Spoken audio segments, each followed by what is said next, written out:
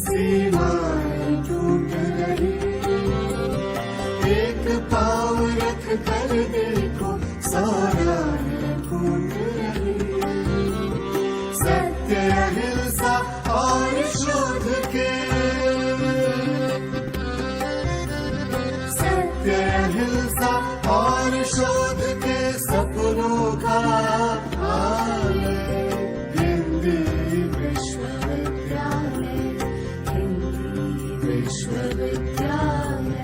चेतना का दीप है, ज्ञान का हिमालय, हिंदी विश्वविद्यालय, हिंदी विश्वविद्यालय।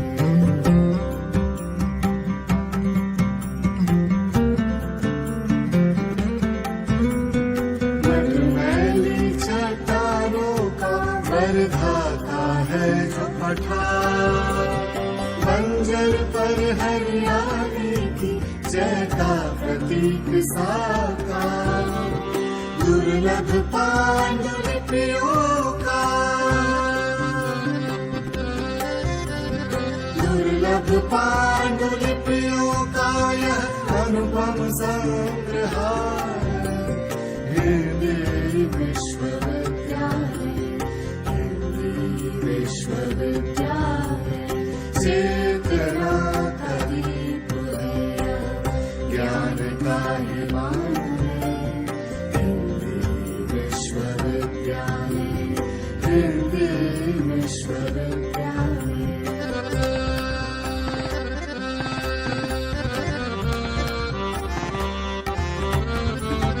विद्या बुद्धि मनीषा की इस तपोभूमि का ताप बने, चिंतन का आलाप बने, अपने दीपक आप बने। अंधकार के विरुद्ध है अंधकार के विरुद्ध है महाज्योति प्रज्ञालय, हिंदी विश्वविद्यालय, हिंदी विश्वविद्यालय। चेतना का दीप है, ज्ञान का हिमालय, हिंदी विश्वविद्यालय, हिंदी विश्वविद्यालय। महात्मा गांधी अंतर्राष्ट्रीय हिंदी विश्वविद्यालय, हिंदी विश्वविद्यालय, हिंदी विश्वविद्यालय, हिंदी विश्वविद्यालय।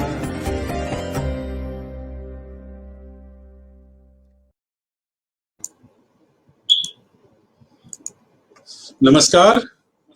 महात्मा गांधी अंतर्राष्ट्रीय हिंदी विश्वविद्यालय वर्धा द्वारा परिकल्पित उत्प्रेरित एक उपक्रम है बोधिसत्व बाबा साहेब ई ज्ञान श्रृंखला। इसका 15वां ज्ञान पुष्प सुगंध से सराबोर आपके समक्ष प्रस्तुत है। आभासी माध्यम से जुड़े सभी सहृदय श्रोता दर्शक मित्रों, सुधी विद्वज्जनों का गांधी और विनोबा की कर्मभूमि वर्धा से सादर प्रणाम, स्वागत, सुस्वागत।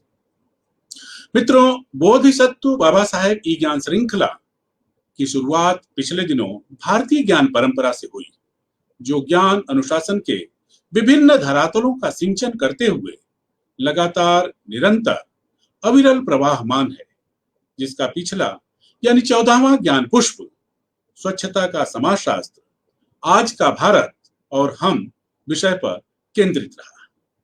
आज के प्रबोधन का विषय है सामाजिक समरसता की भारतीय परंपरा। आभासी पटल पर श्रृंखला की अध्यक्षता कर रहे महात्मा गांधी अंतर्राष्ट्रीय हिंदी विश्वविद्यालय के माननीय कुलपति आचार्य रजनीश कुमार शुक्ल जी की दूरदर्शिता, भारतीयता के प्रति उनका समर्पण, बिखरे को सहेजने का संकल्प तथा परंपरा को और प्रवाहमान करने की प्रतिबद्धता से प्रारंभ इस अकादमिक सांस्कृतिक ई ज्ञान श्रृंखला के आज के उद्बोधक हैं माननीय डॉक्टर संजय जी पासवान। आप समरसता भारतीयता और जन सरोकारों के अग्रणी योद्धा है। हाशिए के समाज और लघु मानव में गौरव बोध, उत्साह और आत्मविश्वास पैदा कर देने में सर्वदा समर्थ डॉक्टर संजय पासवान जी बिहार के नवादा लोकसभा क्षेत्र से संसद सदस्य रह चुके हैं। श्रद्धेय दंतोपंत ठेंगरी जी के क्रियाशील विचारों से प्रभावित माननीय संजय जी भारत सरकार के विभिन्न मंत्रालयों जैसे मानव संसाधन विकास मंत्रालय, सूचना एवं प्रौद्योगिकी मंत्रालय, सामाजिक न्याय मंत्रालय में केंद्रीय मंत्री के रूप में दायित्वों का निर्वहन कर चुके हैं। भारतीय जनता पार्टी के राष्ट्रीय मंत्री और भाजपा अनुसूचित जाति मोर्चा के राष्ट्रीय अध्यक्ष रह चुके आदरणीय पासवान जी वर्तमान में बिहार विधानसभा तथा भाजपा के राष्ट्रीय कार्य समिति के माननीय सदस्य हैं। रांची विधानसभा, रांची विश्वविद्यालय और पटना विश्वविद्यालय से उच्च शिक्षित डॉक्टर संजय जी पासवान कई पुस्तकों के प्रणेता हैं। Encyclopedia of Dalits in India आपकी बहुचर्चित पुस्तक रही है। ऐसे समाजसेवी, राजनेता, चिंतक, शिक्षक, शिक्षाविद डॉक्टर संजय जी पासवान का मैं महात्मा गांधी अंतर्राष्ट्रीय हिंदी विश्वविद्यालय परिवार की ओर से इस आभासी पटल पर हार्दिक स्वागत, अभिनंदन करता हूं और पूरे आदर व सम्मान के साथ अनुरोध कर रहा हूं कि आप अपना प्रबोधन प्रस्तुत करने की कृपा करें। आदरणीय श्रद्धेय डॉक्टर संजय पासवान जी। नमस्कार रजनीश जी, अनिल जी, उपस्थित सभी गण्यमान हमारे मित्रगण, शिक्षक वृंद, शोधार्थी, विद्यार्थी, शिक्षार्थी। पर अब रजनीश जी के जाने के बाद से उस यूनिवर्सिटी में समरसता के संबंध में बाकी जो एकेडमिक काम में आप सब लगे हैं उसका तो बधाई आपको है ही, साथ साथ आपने इस हाशिए के विषय को इस रंग से लगातार आपने उठाने का प्रयास किया, इसके लिए यूनिवर्सिटी के मुखिया के नाते भाई रजनीश जी को बहुत आशीर्वाद है, शुभकामना है और पूरी टीम को बहुत बहुत ऐसे सत प्रयास के लिए हमारा आशीर्वाद, शुभकामना है। और अनिल जी के आने से उसमें और ताकत मिलेगी। अनिल जी ने बिहार को समझा है, परखा है, चंपारण की धरती से आए हैं और बिहार यूपी के बॉर्डर के रहने वाले हैं, तो अनिल जी के आने से भी और ताकत मिलेगी इस पूरे अभियान को, ऐसी मैं कामना करता हूँ। और जो विषय आपने रखा है ये विषय बड़ा महत्वपूर्ण है और जिस ढंग से आज देख रहे हैं कि हम सब अपने अपने मूल की खोज में निकले हैं। जब भी हम मूल देखेंगे तो मूल में मूल्य है, मूल में परंपरा है, मूल में हमारी चिंतन पद्धति है, मूल में हमारा ज्ञान, शिक्षा, प्रज्ञा की पद्धतियां रही हैं, उसको समझना होगा हम लोग को। और हम जब देखेंगे तो उसमें एक तो कुछ हमारे आइकॉन्स हैं, कुछ हमारे आइडियाज हैं, कुछ हमारे आइडियोलॉग्स हैं, कुछ हमारी आइडियोलॉजी है। तो ये सब चीजों को हमें समझना होगा कि हमारे ऐसे प्रमुख मानद व्यक्तित्व कौन कौन हुए हैं। ऐसे हमारे जो एक संत महात्मा की परंपरा रही है, जब भी हम भारत की बात करते हैं तो भारत में एक ऋषि, कृषि और मनीषी परंपरा का देश है। ये जानना होगा हम लोग को कि अपने यहाँ कृषि, ऋषि, मनीषी का जो परंपरा है और उसमें विदुषी परंपरा भी है। आप जानते हैं कि जहाँ का मैं रहने वाला हूँ मिथिलांचल का, वहाँ विदुषी महिला विद्वान और दर्जनों की संख्या में से हुए जिनकी पहचान दुनिया में है। और सबसे डिफिकल्ट सब्जेक्ट जो दर्शन है उसमें है उन लोगों की पहचान, और उसमें हर समाज के लोग आप देख लें। विभिन्न आज के तारीख में, उस समय जो समाज रहा होगा, मगर आज की तारीख में जो समाज का अगर हम व्याख्यापित करेंगे या तुलना करेंगे अगर, तो आज का जो वंचित समाज है उससे मिलता जुलता हुआ मामला रहा है। और उस समय भी जो आधार रहा हो, चाहे वो सतयुग काल का रहा हो, त्रेता का रहा हो, द्वापर में रहा हो, आज कल्कि में रहा हो, तो हर जगह की अपने शब्द शब्द का अपना मतलब होगा। लेकिन मैं शुरू करूंगा कुल मिलाकर के रामलला की जय करते हुए कि आज रामलला अयोध्या में आज ही सुना कि मंदिर का निर्माण शुरू हो गया, एक बड़ी बात है। तो हम लोग बाकी सतयुग के नैरेटिव्स को छोड़ दें, अगर हम त्रेता युग के नैरेटिव को लेते अगर हैं, तो जो संपूर्ण राम कथा अपने आप में है, ये बिल्कुल आप कह लें कि ये समरसता कथा ही है। मतलब समरसता का जो स्तर है, वह स्तर केवल सामाजिक तौर पे ही नहीं, बौद्धिक तौर पे, आध्यात्मिक तौर पे, अगर धार्मिक में तो आध्यात्मिक तौर पर मैं कह रहा हूं, भौतिक तौर पे, जैविक तौर पे, मतलब इस ढंग से आप देख लें जो पूरा रामायण है, उस रामायण में परिवार के मूल्य बोध को समझते हुए, समझाते हुए, दायित्व कर्तव्य का फर्क समझते हुए, समझाते हुए जिस ढंग से रामचंद्र जी का वनगमन होता है, तो आप देख लें ये एक बड़ी बात है। तो समरसता का इससे बड़ा एक सामाजिक परिवार के नाते पारिवारिक मूल्यों को मेंटेन करते हुए, और फिर जिस ढंग से वो निकलते हैं, फिर जंगल में जाने के बाद से जिस ढंग से आप देखते हैं कि साहब जो पूरे उस जंगल के वानर कुल का, रीछ कुल का से जो संबंध और तारतम्य, एक तादात्म्य पैदा करते हैं, अपने आप में बड़ी बात है ये। वो वानर कुल हो, रीछ कुल हो, हम ये मानते हैं कि उस समय का समाज का अलग हिस्सा वही था, वो वनवासी थे उस समय के, वो जंगलवासी थे, जिसे आज कई शेप में हम सब लोग ट्राइबल कह लें, दलित कह लें, तो ये स्थिति थी। इसलिए उन सबों के साथ तालमेल करके और बिल्कुल वो गए, कोई फौज नहीं, सैनिक नहीं, तो सारा कुछ जंगल में संकलन करके, जो आज हम कह रहे हैं कि लोकल को भोकल बात बनाने की बात है, तो रामचंद्र जी ने उस समय उस लोकल यूनिट्स को, उस जो लोकल में जो लोग थे, जो समाज के लोग थे, उन सबों को लेकर के, और उन्होंने लंका विजय पाया, ये बड़ी बात है। तो रामायण एक बड़ा उदाहरण है, उदाहरण महाभारत भी है, उदाहरण वेद भी है, तो कई चीजें हैं। लेकिन रामायण से हम लोग जोड़ रहे हैं क्योंकि ये चर्चा होनी चाहिए। और रामलला प्रतिस्थापित हो गए हैं अयोध्या में, राज ही मंदिर का निर्माण शुरू हुआ है, राज आपकी यूनिवर्सिटी ने ये प्रयास शुरू किया है कि जो परंपरा है ये अद्भुत है। तो मैं कहना चाहूंगा, फिर आप देख लें रामायण कथा में, अब तुलसी का रामायण भी है, वाल्मीकि रामायण भी है। अब वाल्मीकि रामायण ही आधार है। वाल्मीकि आज हम किनको कहते हैं, कौन समाज के लोग आप देख रहे हैं, तो जितनी प्रतिष्ठा वाल्मीकि को मिली, प्रतिष्ठा तुलसी को भी कम नहीं है, मगर आधार मान करके वह जो वाल्मीकि को आधार मानना या वाल्मीकि को रामायण के प्रतिपादक, मूल प्रतिपादक स्वीकार करना, ये कितनी बड़ी बात है। अब उसके, इसलिए मैं कहता हूं जो सामाजिक समरसता का जो परंपरा है, भारतीय परंपरा, शुरुआत उससे पहले भी है, लेकिन जो ज्ञात है, जो विदित है, जो आज के समय में जो प्रासंगिक है, मैं मानता हूं कि वाल्मीकि की स्थापना, और जो फिर हम जो पूर्णिमासी करते हैं, जो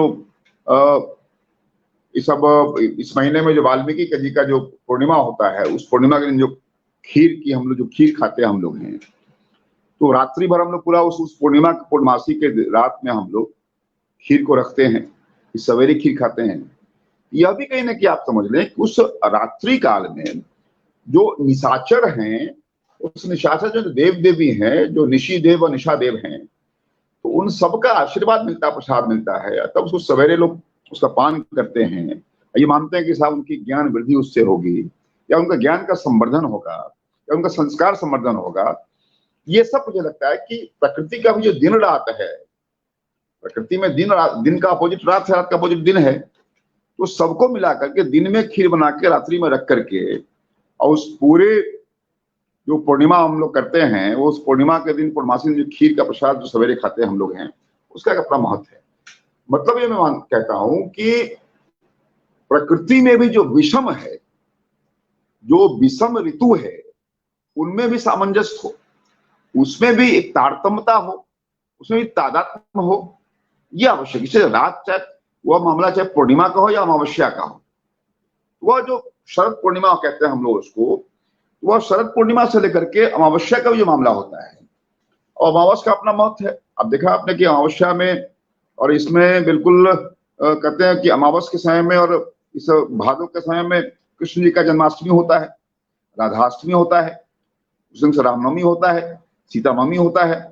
तो ये कुल मिलाकर के जो हमारे पर्व त्योहार हैं, यह भी कहीं ना कहीं जो मैंने कहा, एक तो व्यक्ति के विशेष, एक तो विचार के आधार पर हुआ, परिवार के आधार पर हुआ, और उसी ढंग से पर्वों के आधार पर आज जो पर्व हम मनाते हैं, वो चाहे होली का मामला हो, छठ का हो, या जो महिलाएं हरितालिका तीज करती हैं, या गणेश चतुर्थी होता है, या फिर वहां ओणम होता है। तो ओणम ये वामन अवतार का मामला है। अब वामन किस चीज का मतलब है? वामन का मतलब जो कद में छोटा हो, नाटा हो, उसका भी सम्मान, और उसकी ताकत को भी कितना आंका गया। अभी परसों वामन दिवस था, वामन अवतार का जो ओणम जो होता है उसी में होता है।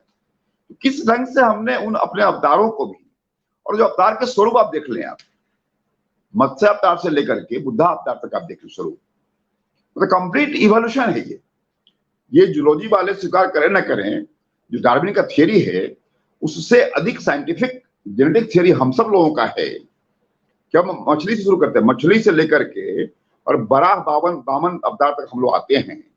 मतलब पूर्ण मानव का, राम है, कृष्ण है, फिर बुद्ध का लेवल है। तो इस ढंग से जो एक एवोल्यूशन है, बायोलॉजिकल एवोल्यूशन जो ह्यूमैनिटी का है, जो मानव का है, बड़ी बात है। तो ये डार्विन से भी अधिक ये है। और उसमें आप देखें कि मछली का है, कछुआ का है, बराह सुअर का है, वामन का है, परशुराम का है, राम का है, कृष्ण का है। ये जो अवतार है ये अपने आप में, अब राम के बारे में कहते हैं 12 कलाओं में निपुण थे, कृष्ण के बारे में कहते हैं 16 कलाओं में निपुण थे, और बुद्धा जो अंतिम अवतार में हम लोग मानते हैं दशावतार, वो दशावतार मतलब कि सर्वगुण संपन्न थे। तो ये जो एक इवोल्यूशन का मामला है, तो इस ढंग से हर चीज को, तो किस ढंग से विज्ञान, कला, सामाजिक व्यवस्थाओं को जो मिलाने का काम किया है इस अवतार के थियरी ने, अवतार के सिद्धांतों ने। मैं यूनिवर्सिटी के लोगों से आग्रह करूंगा, इस अवतार के सिद्धांत पे कई काम हुए भी हैं, और काम होने की आवश्यकता है, और दुनिया को बताना है कि जूलॉजी में हो या फिर जेरोंटोलॉजी में हो या जो जीन थियरी उसमें हो, ये अपने आप में इतना महत्वपूर्ण बात है जिसपे दुनिया में शोध और बोध की आवश्यकता है। इसलिए मुझे लगता है कि जो समरसता का तो मतलब है, समरसता प्रकृति से पुरुष का, प्रकृति पुरुष का जो समन्वय है, स्त्री पुरुष का जो समन्वय है, जो सहचार्य है, तो इस ढंग से चीजों का मतलब समरसता एट ऑल लेवल्स, समरसता समाज के स्तर पर, समरसता लिंग के स्तर पर, समरसता प्रकृति से ह्यूमैनिटी का स्तर पर, समरसता जीव का जीव से। तो ये जो समरसता का स्तर रहा है, ये तो थियोरी ऑफ हार्मोनी कह रहे हैं हम सब लोग, थियोरी ऑफ एसिमिलेशन कह रहे हैं हम सब लोग, थियोरी ऑफ हम सब लोग इसको सोशल कोहेजन कह रहे हैं हम लोग, जो डिफरेंट नाम है ये तो है। इसलिए मुझे लगता है कि जो परंपराओं में, और आज भारतीय परंपरा का हमें हमारे स्वभाव में ही जो है, स्वभाव में टकराव है ही नहीं, हमारे स्वभाव में कहीं टॉलरेंट नहीं है, स्वभाव में हमारे एक्सेप्टेंट है। हम कहते हैं कि साहब हम आपको टॉलरेट कर रहे हैं, ये एक निगेटिव बात है, ये हमारा अवधारणा नहीं है, ये अवधारणा बाहरी अवधारणा है। हम चीजों को, व्यवस्थाओं को, मान्यताओं को एक्सेप्ट करते हैं, हम केवल टॉलरेट नहीं करते हैं। ये टॉलरेट वर्ड अपने आप में नकारात्मकता लिए हुआ है। हम चीजों को एक्सेप्ट करते हैं, स्वीकार करते हैं, और फिर बाद में उसको इंटीग्रेट करके एसिमुलेट करते हैं हम लोग, मतलब संवेद स्वर में हम सब लोग उनको लेते हैं। और जो बिल्कुल होमोजेनाइज करना जो समरसता का है, समरसता के कई मायने हैं। मैं जब समरसता बोलता हूं तो मेरा समरसता का जो पहला सौ है वह समता है, जो मौ है वह ममता है, जो रौ है वह रमता है, चौथा जो दूसरा सौ है सौ वह समानता है, और जो ता है वह तारतम्यता है। मतलब ये कि हमारे में इसमें इक्वालिटी भी है, इक्विटी भी है, पेरिटी भी है, चैरिटी भी है, और डिग्निटी भी है। तो ये मतलब इसलिए मैं कहता हूं कि ये जो समरसता हमारा है, इस समरसता में 5 कंपोनेंट हमारा है। इस 5 कंपोनेंट को लेकर के इक्वलिटी भी, इक्विटी भी, डिग्निटी भी, पैरिटी भी और चैरिटी भी, इसलिए ये समरसता का मतलब हर ढंग से हमको लेना होगा। और ये भारतीय परंपरा में इस ढंग से हुआ है। इसलिए हमारे यहाँ कभी हमने किसी को टॉलरेट किया या हमने कभी किसी पे आक्रमण किया ऐसा नहीं, या अतिक्रमण किया ऐसा नहीं है। हम स्वीकारते रहे हैं व्यक्तियों को, विचारों को और अवधारणाओं को स्वीकार किया हम लोगों ने। तो ये समरसता का स्तर इस ढंग से रहा है। और रामायण देख लिया, रामायण में जो आप देखे, जो भी वहां पे वो बाली का, हनुमान जी का और सुग्रीव का जो मामला रहा है, वह सब उतना ही नहीं, वह उस रावण के परिवार, जो पत्नी मंदोदरी थी, मंदोदरी का भी देख ले आप। मंदोदरी ने सदैव रूप से उसको ये किया कि आप जो है सो जहां जो आप काम कर रहे हैं अच्छी बात नहीं कर रहे आप। मतलब ये कि हमारे उन कुल पुरुषों का, उन कुल देवों का प्रभाव, मतलब जो अपोजिट कैंप था वहां भी था। अब वहां त्रिजटा थी, त्रिजटा ने सीता के साथ जो एक भाव रखा, एक माँ बेटी का भाव रखा उसने, अद्भुत बात था। मतलब ये मैं कह रहा हूं कि हमारे इन समरसता पुरुष और समरसता स्त्रियों को सम्मान बाहर में भी मिला। वहां भी गई तो वहां पे मित्र और मैत्री खड़ा किया, ये बड़ी बात है। उसी ढंग से आप देख लें कि अपोजिट कैंप के मतलब हमारे व्यवहार हमारा ये नहीं रहा हो। अब वो सब कहने के साथ जो देवासुर था, मतलब हमारे इन लोगों ने वो अपने अपोजिट का जो असुर भी थे उनको अपने पक्ष में मिलाने का काम किया, ये बड़ी बात थी। इसलिए मुझे लगता है कि समरसता का पाठ हमारे जितने ग्रंथ हैं, हमारा जो युग है, उस सब युग में देखेंगे तो उन युग में ऐसे हजारों मिसाल हैं जो आगे बढ़ने को हमें प्रेरित करता है। और फिर आगे देख लें आप, जब राजपाट का मामला हुआ तो जब लौट के आते हैं उसमें भी एक किसी अदना प्रजा ने कह दिया कि साहब सीता जी बाहर से आई हैं, उनका जो ये, उसने अपनी पत्नी पे कहते हुए कहा, पत्नी के बारे में कहा कि मैं राम थोड़े हूं कि साहब मैं तुम्हें ये कर लूंगी, स्वीकार कर लूंगी। अब ये बात सुनकर के जब राम को मालूम होता है तो सीता को पुनः जंगल जाना पड़ता है, गमन करना पड़ता है। तो मतलब ये है कि ये एक राजा के नाते, और जंगल में आना, फिर वाल्मीकि आश्रम में जाना, फिर वाल्मीकि के आश्रम में ही जाना, ये बड़ी बात है। वही पे लवकुश का जन्म होना बड़ी बात है। लवकुश को वाल्मीकि ने ट्रेनिंग दिया।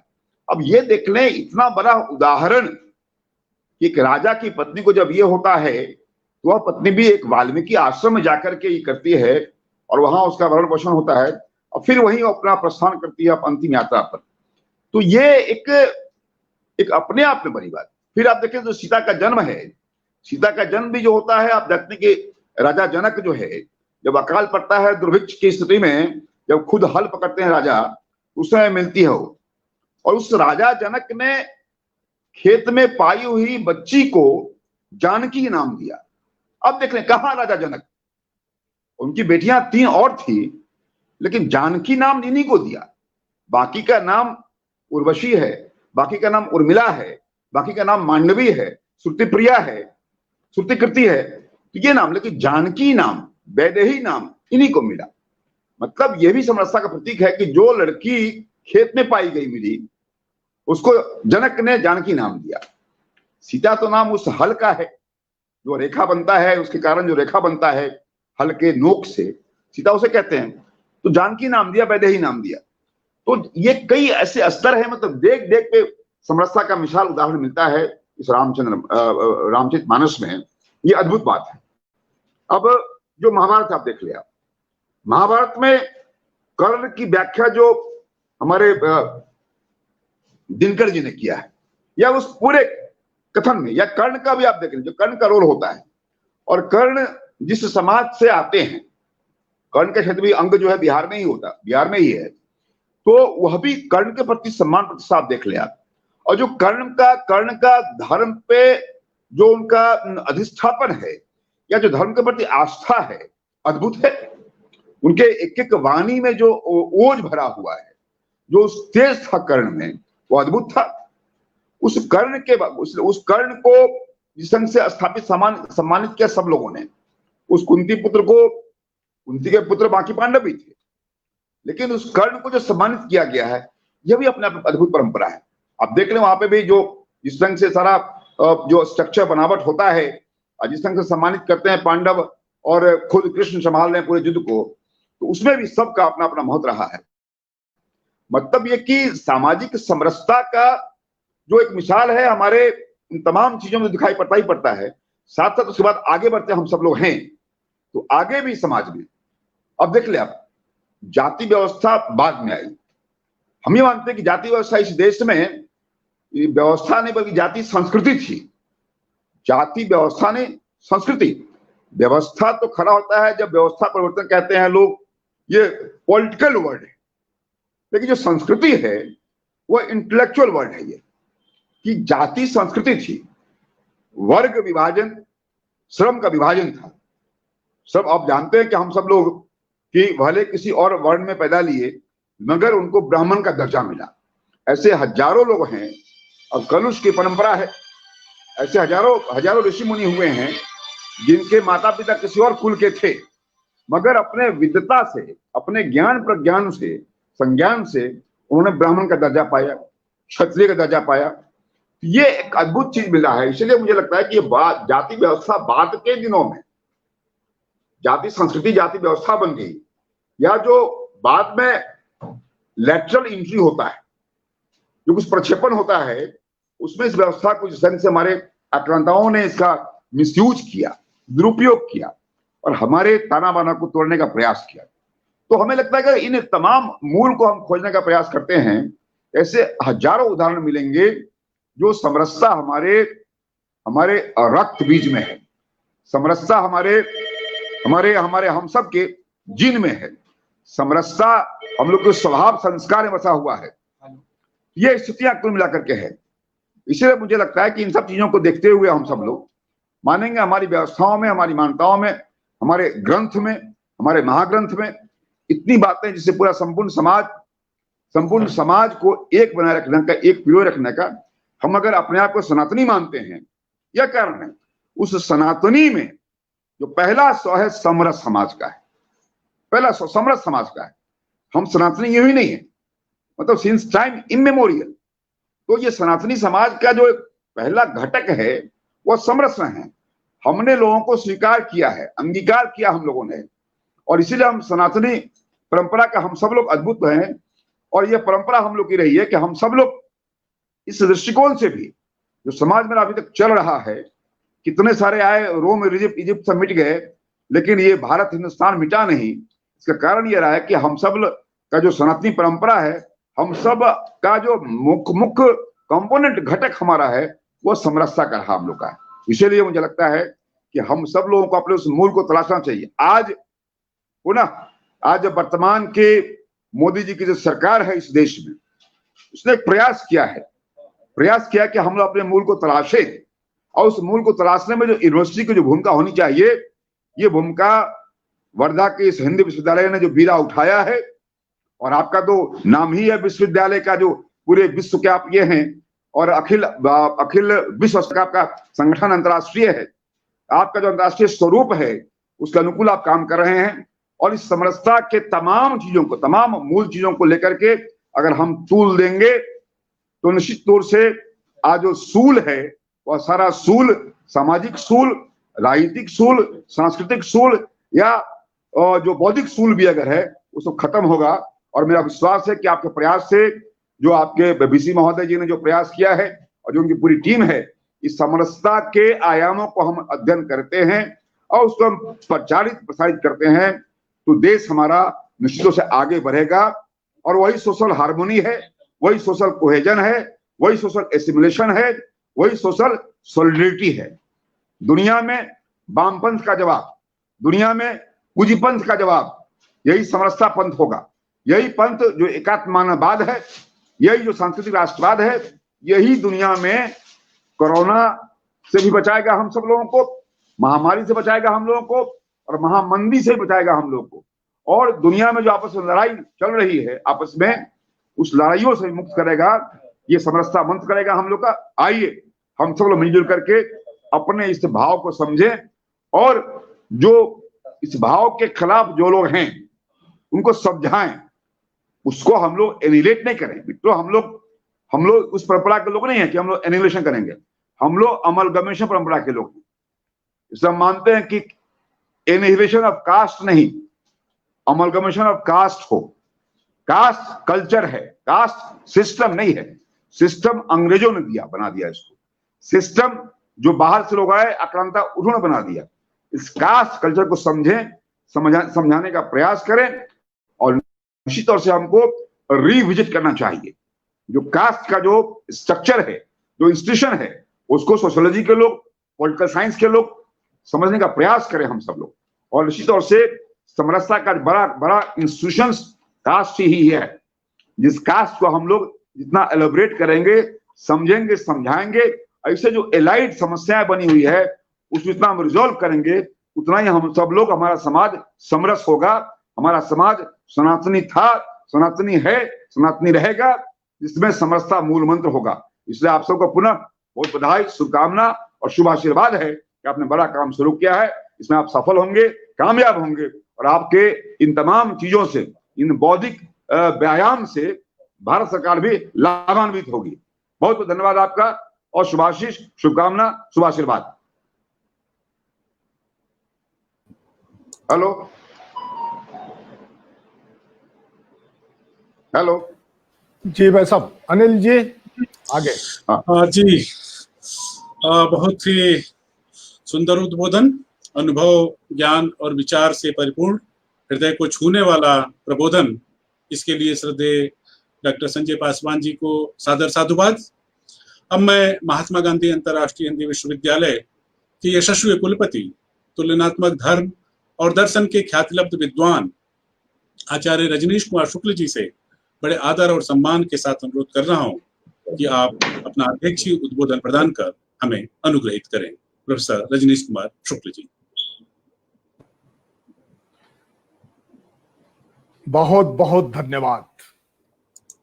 इस व्याख्यान के आज के वक्ता, प्रबोधक, मेरे अग्रज डॉक्टर संजय पासवान जी, ये क्या क्या है ये तो अनिल जी ने बताया। मैं तो उसकी चर्चा करना चाहता हूं जो हम में से कम लोगों को पता है। इन्होंने तो अपने को कबीर का लोग घोषित कर रखा है, और ये कबीर के ही है। तो संजय जी जब कबीर के हैं तो रास्ता तो ही है, जो घर फूंके अपना चले हमारे साथ। लेकिन ये आग लगाने के लिए नहीं फूंकना है, घर फूंकना है। मतलब हमने जो अपने चारों ओर बैरिकेटिंग कर रखी है, संवाद की समाप्ति कर रखी है, अपने को अपने में सिकोड़ रखा है। और जब व्यक्ति अपने में केंद्रित हो जाता है, अपने से बाहर वातायन से निकल करके नहीं देखता है, तो उसे लगता है कि वही संपूर्णता में है। और इस प्रकार के बोध से ही सर्वाधिक समरसता के सामने संकट खड़े होते हैं। अब इन संकटों का मुकाबला करने का एक ही रास्ता है। अनिल जी बताइएगा, मेरी आवाज तो मिल रही है ना?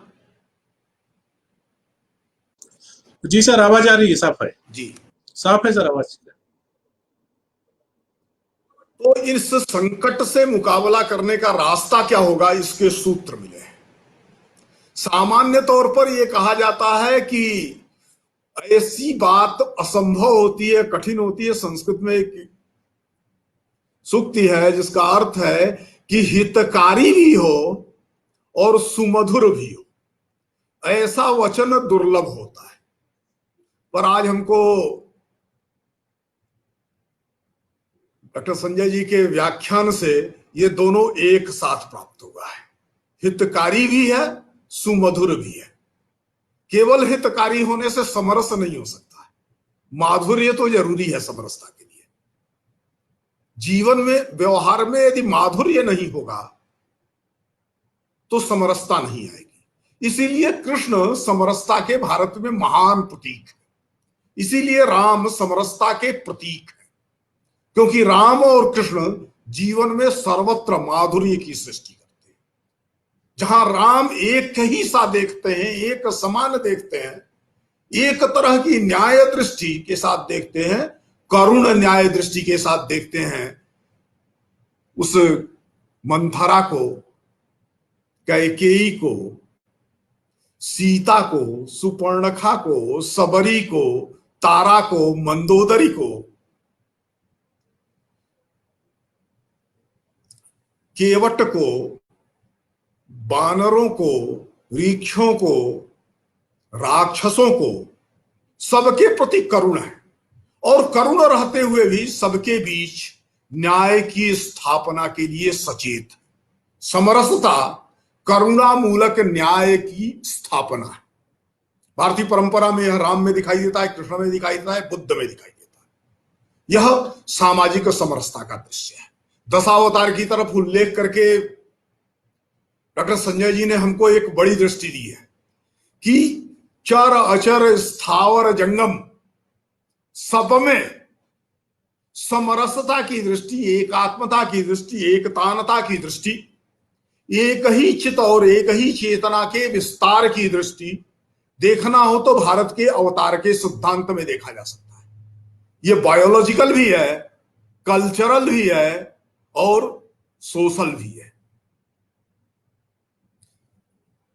जल से जीवन उत्पन्न होने के साथ मछली, मछली से उभयचर कछुआ, कछुए से सरीसृप वर्ग का डायनासोर, डायनासोर से मनुष्य और पशु के बीच का नरसिंह, उसके बाद कुल्हाड़े वाला आदमी, उसके बाद वामन, उसके बाद कुल्हाड़े वाला आदमी, फिर राम, फिर संपूर्ण प्रकार की सभ्यता, संस्कृति, कला, इनसे परिपूर्ण कृष्ण, और इसके बाद शांति की तलाश में बुद्ध। सभी प्रकार की जड़ दृष्टियों के प्रत्याख्यान के लिए, खंडन के लिए और एक गतिशील समाज की दृष्टि की स्थापना करने के लिए बुद्ध। यह समरसता को समझने की अनोखी दृष्टि है। यह दृष्टि हम सबको आज मिली है और मैं सच स्वीकार कर रहा हूं कि थोड़ा बहुत बायोलॉजिकल तो समझ में आता था दशावतार में, थोड़ा बहुत कल्चरल भी समझ में आता था दशावतार में, लेकिन इसमें समरसता आती है, यह आज मुझे समझ में आया है। इसके लिए व्यक्तिगत रूप से मैं आभारी हूं अपने अग्रज संजय जी का। और यह समरसता भारत में जीवन की समरसता है, यह सिद्धांत की समरसता नहीं है। मात्र सिद्धांत भी है, लेकिन और समरसता केवल सिद्धांत में नहीं हो सकता है। सिद्धांत में तो समता होती है केवल, और समता में करुणा, संवेदना हो ये कोई जरूरी नहीं है। समता करने में तो तीन लोगों को एक साइज का करने के लिए बीच वाले की साइज में किसी को काट दो और बीच वाले साइज में किसी को खींच दो, तो तीन समान हो जाते हैं, समता आ जाती है। समता एक अंक गणितीय पद्धति से चल सकती है, त्रिकोणमिति के सिद्धांत से चल सकती है, यह बीज गणितीय पद्धति से चल सकती है, लेकिन समरसता किसी प्रकार के गणित से नहीं चलती है। समरसता जीवन से चलती है, संवेदना से चलती है। और समता की दृष्टि जब तक करुणा मूलक समरसता पर आधारित नहीं होती है, वह क्रिया प्रतिक्रिया के क्रम में होती रहती है। इसलिए बुद्ध जब सबके समता की बात करते हैं तो वह करुणा की बात करते हैं, वह अहिंसा की बात करते हैं। दुख मुक्ति के एकमात्र उपक्रम के रूप में करुणा और अहिंसा की बात करते हैं। वो श्रेष्ठतम जीवन की बात करते हैं तो बुद्ध इसीलिए ब्रह्म विहार की बात करते हैं। करुणा, मैत्री, मुदिता और तितिक्षा, इसके द्वारा समरसता की निर्मित हो सकती है जीवन में और समाज में, व्यक्ति के जीवन में और समाज के जीवन में। इसकी बात बुद्ध करते हैं। राम इसके सबसे सफल प्रयोक्ता है, एकदम से जोड़ते हैं। उस कालखंड के श्रेष्ठतम राजभवन में वह बंदरों को ले आकर के बैठाते थे। बंदर का तात्पर्य, बानर का मतलब वह जनजाति है, रीछ का मतलब वह जनजाति है। तो वन से आया हुआ व्यक्ति राज दरबार का हिस्सेदार बन सकता है और सहभागिता मेरी है इस भाव से बन सकता है। यह एक दृष्टि दिखाई देती है। तो दूसरी तरफ करुणा की दृष्टि भी है। उनको जटायु के प्रति भी करुणा है और रावण के प्रति भी करुणा है। न्याय से इतर करुणा महत्वपूर्ण है। यह राम से लेकर के बुद्ध तक भारत में जो सांस्कृतिक स्वरूप विकसित हुआ है वह कैसे बढ़ता है, कैसे इंद्र की पूजा छोड़ करके कृष्ण जब गोवर्धन की पूजा करने की बात करते हैं तो प्रकृति के साथ समरस होने का उल्लेख कर रहे हैं। भारत की सनातन परंपरा वस्तुतः सामरस्य की परंपरा है। कश्मीर में उस शैव सिद्धांत विकसित हुआ था।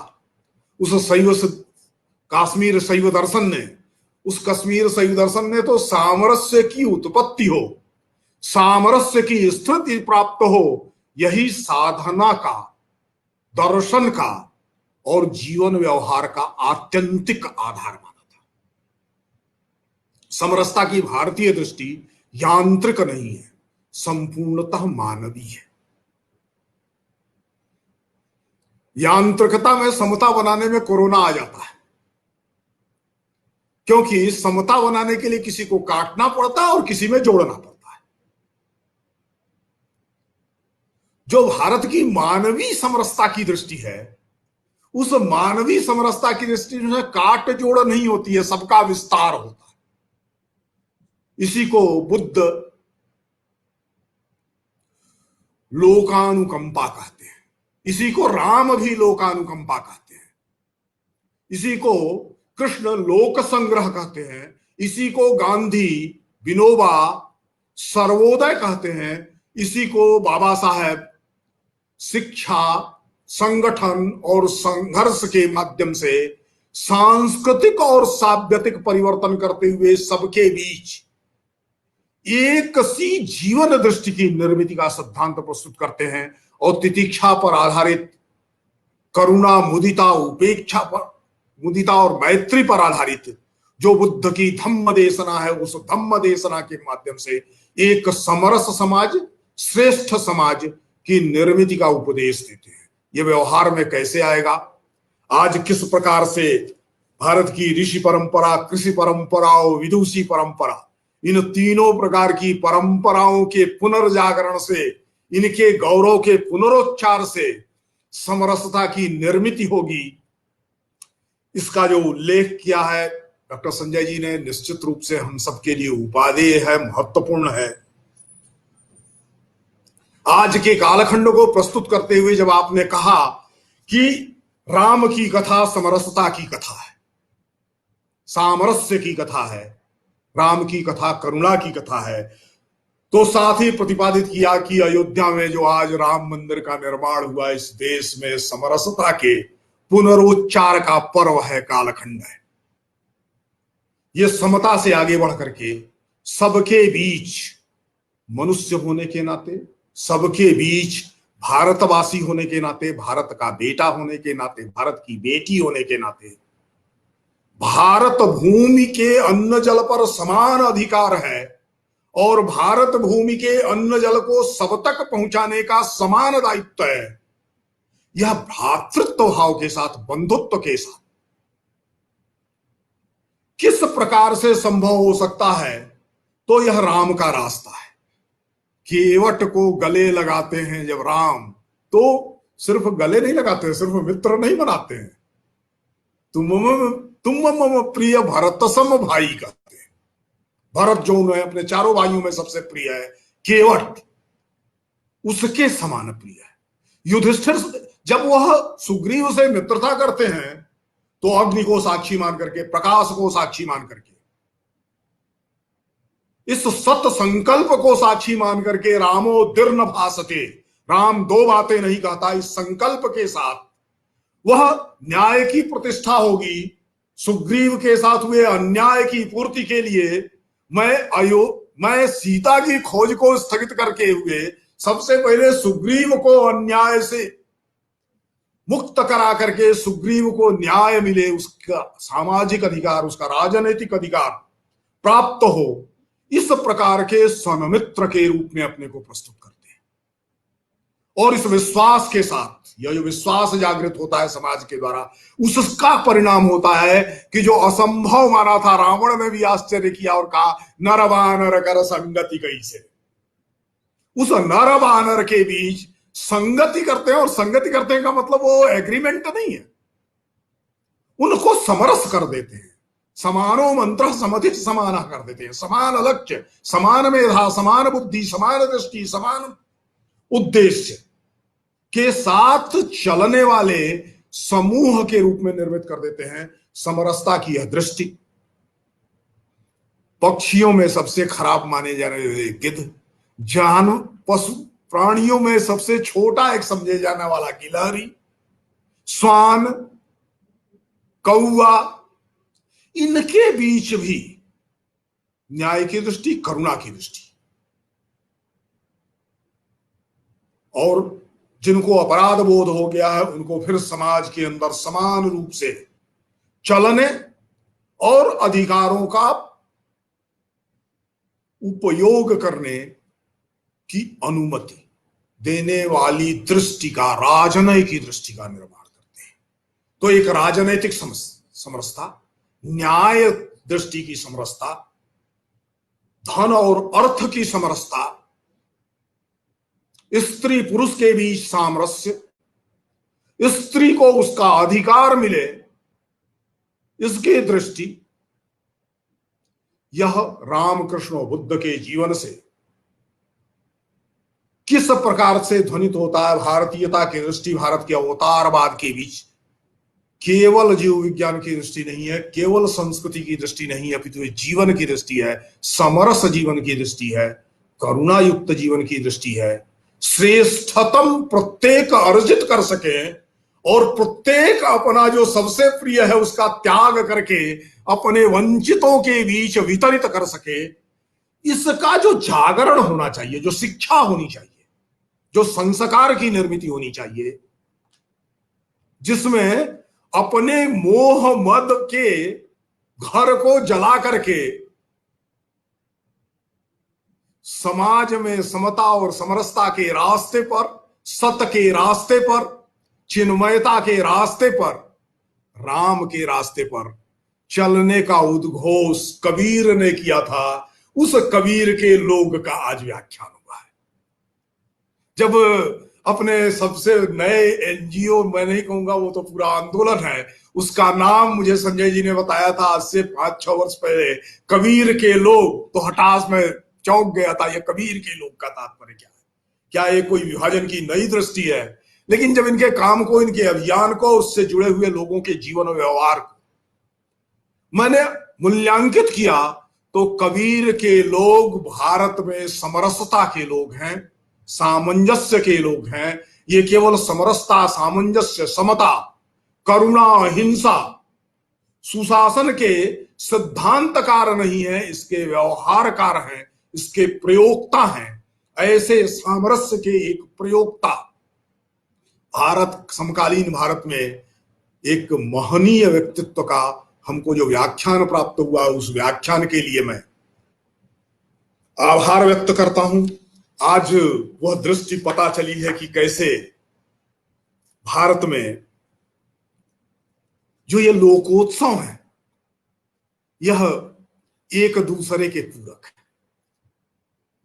कृष्णाष्टमी होती है, कृष्ण जन्म की अष्टमी होती है, गोपालाष्टमी कहीं कहते हैं, तो उसके साथ से गोपाष्टमी या राधाष्टमी भी होती है। राधा पूर्णिमा है, कृष्ण अमावस के हिस्से है। कृष्ण पक्ष और शुक्ल पक्ष है।